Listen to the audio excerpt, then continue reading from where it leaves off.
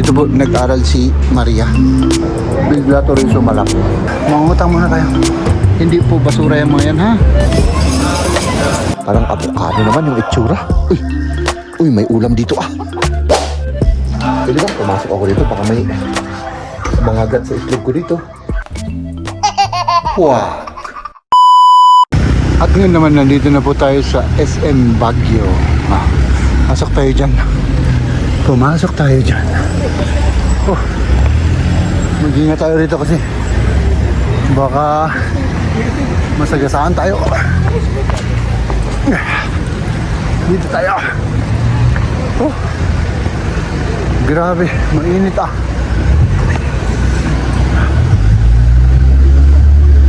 Pila yung taxi ngayon. At mainit ang panahon. So ayan, pasok tayo dyan sa SM. At nagkakanap tayo ng ating pasalubong. Dito tayo. Pero bago yun, mag-withdraw muna tayo. I mean, mangungutang muna tayo. Maghanap muna tayo ng kakainin kasi gutom na ako, grabe. Buti na lang may nagpautang doon sa baba.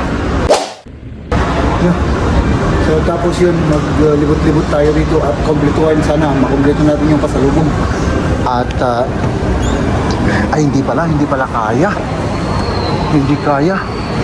Kailangan pumunta tayo dun sa ibang lugar, mga kaibigan.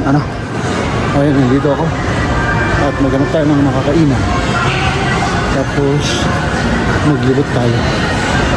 Yung H&M dito, H&M tawag sa German, pero syempre sa English H&M. Wala silang sale, so maghanap tayo mamaya ng sale. And dito na tayo sa may Hawker Chan. Dito na ako. At tignan nyo naman yung background ng view natin. Diba? Ganda lang view. Tignan nyo naman yung view natin.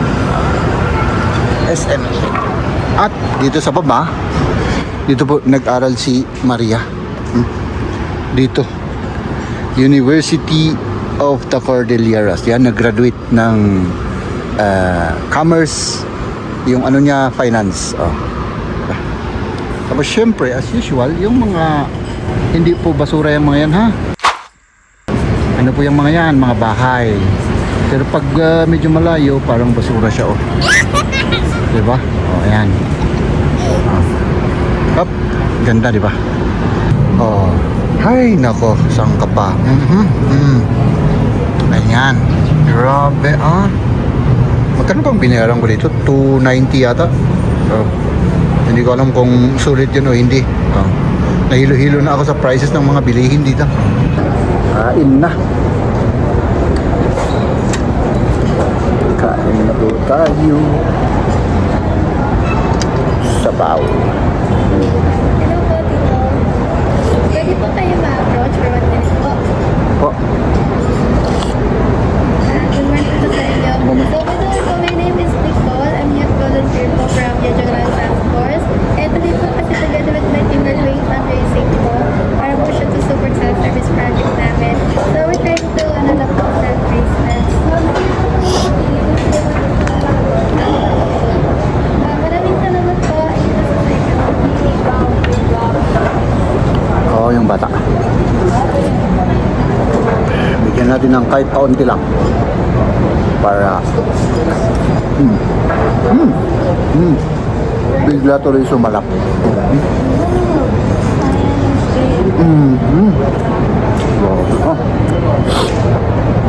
Ang sarap pala dito.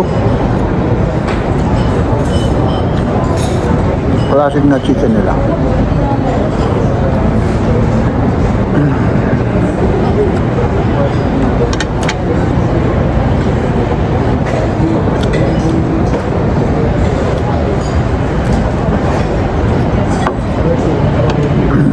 Oh wow.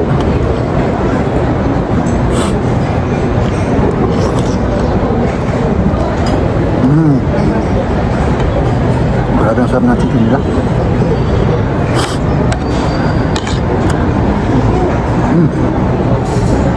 Parang ano siya, Peking duck.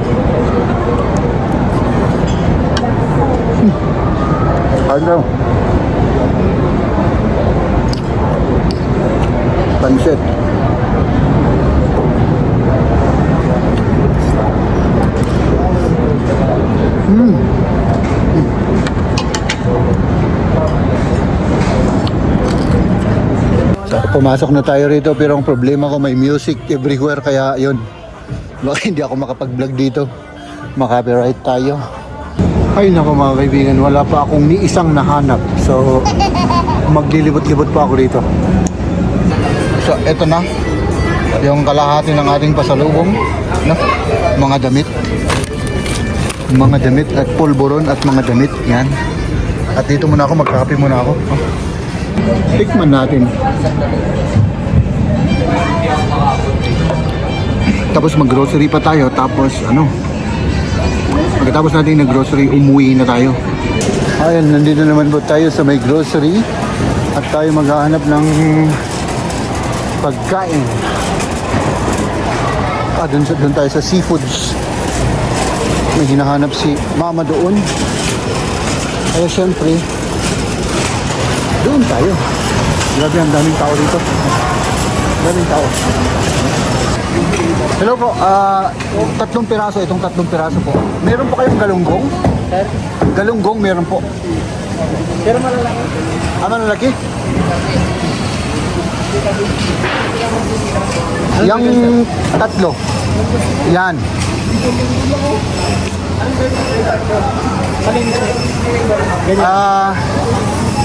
Ayun nga, hindi ko natanong. O sige, papalinis po, palinis. Linis lang, hindi na slicing. Oo, hindi na. Linis lang. Ganun palang yung style nila dito. Magpipili pala ako. Dahil hindi ko alam yan eh.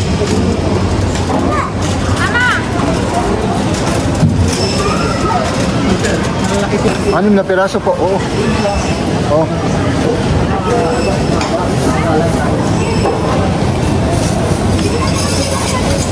Magpila tayo rito ng taxi. Medyo mahaba-haba siya.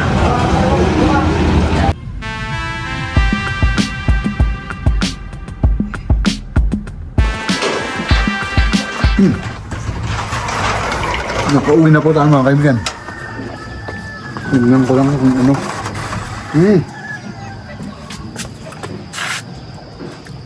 Ginawa na nila kahapon to. First coating pa lang. Ano to yung pang-seal. Para hindi pumasok yung tubig. Tapos ginagawa nila doon sa baba. Yung kapatid kong gumagawa nito. At yun, tignan lang natin. Tara sa baba. Tignan natin sa baba. Okay, dito. Hindi ko lang kung may ginawa sila. Janor? Ay, nag-ano rin siya dito. Nag-first coating rin. Uy. Ito pala, mga kaibigan, minimixan to ng ano, ng yung purong semento pala. Oo. Tapos, hanggang dito lang munang ginawa niya ako. Ay, good morning. Good morning. Huwag tayong mag-ingay muna. Gusto ko lang puntahan tong ano. Huwag tayo munang mag-ingay kasi tulog pa yung mga pamilya natin. Gusto ko lang itong lapitan yung mga tanim ni mama. Tignan natin yung mga tanim niya. Ay, ano to? Ay, ano to? Kalamansi siguro ito. Kalamansi. Oo. Wala namang bunga. O kaya, ano? Siguro kalamansi ito. Yun ang lemon. Ito, liquids to. Baka malaglag ako rito. Wala na yung itlog ko at yung itlog ng Pinoy ninyo. Ito naman mangga. Mangga ba ito? Ano to? Ko alam pa. Ito yung lemon. Oh. Ito yung lemon. Tapos punta tayo dito. Ito, hindi ko rin alam. Kalamansi. Ay, may kalabasa pala siya. Oh. At saka yung maliliit na ano. Ito yung maliliit na kamatis. Ito naman, lemon naman siya. Oh. Tapos, dito, hindi ko alam. Ayun, may ano siya, may banana. Ito kaya, tanim ba ito? Ano to? Para namang damo-damo yan. So, dito tayo. Ito naman, lemon. Ba't ang dami nilang lemon? Dami nilang lemon. Sabagay. Vitamin C, di ba? ito. Hindi ko alam kung ano yan. So, dito naman tayo sa baba. Gumagawa sila yung mga kapatid ko kasi kaya medyo makalat dito. May pintura. May mga ginagawa sila sa palibot ng bahay. Yung dalawang kapatid ko. Hindi na tayo pumunta ron kasi ano. Okay. Dito naman tayo sa baba. Daming mga kalat dito. Ay, naku. Dito naman, ano yan? Sayote. Oo. Dito naman, hindi ko alam kung anong puno to. Parang avocado naman yung itsura. Uy, may ulam dito May ulam dito. Sino yung ulam dito? Hindi makita. Ay. Wala, hindi kita. Bakit gano'n? Basta may mga ulam dyan. Dito naman tayo. Oh my goodness, sinisipon ako. Dito hanggang dito pala yung lupa. Hanggang doon. Pwede pa yan isang bahay pa rito. Pwede pa ano? Pwede pa siguro ano? Oo, nakakalat lahat ng ano dito. Nakakalat. Oh. Dito naman. Ano naman to? Pwede ba pumasok ako dito? Baka may mga gat sa itlog ko dito. Ay, pwede. Pasukin natin to. Ay, kulungan ng mga ano to. Ay, may ano doon. May mga itik doon. May mga pato. Maraming gawain dito. Maraming kailangan gawin dito sa bahay na to. Oo. Talagang inumpisahan na ng isang kapatid ko, yung dalawa. Yung naninirahan dito at saka yung babalik sa Canada. Yung dalawa kasi galing Canada. Inumpisahan na nila, tapos itutuloy ng isang kapatid ko rito. Oh, papagawa. Uy, may mga ano rito, oh. May mga pato. Huh?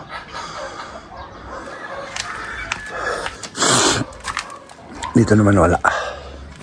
May mga pato dito. Magkakatay tayo siguro ng isa dyan. Hindi siguro mga ano pa mga bata pa. Parang hindi pa pwedeng katayin. So, ang daming ginagawa rito.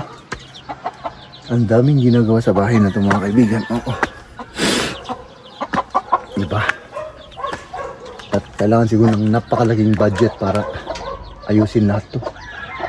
Diba? Kasi si mama, mga kaibigan, matagal rin wala yan dito. Nagtrabaho sa ibang bansa. Oo, tapos nang bumalik, nag-retire. Ayun. Kailangan ipagawa yung mga dapat gawin dito, no? Kung yung mga nagtatanong, yung nanay ko po ay 70 years old. 70 na siya. Ay nako, kapag araw-araw na gumigising ako, ganito yung view ko. Ay sus, nagiging good mood ako. Oo. Ito'y bagay kay ano to, kay Maria, para maging good mood siya lang palagi. Ladies and gentlemen.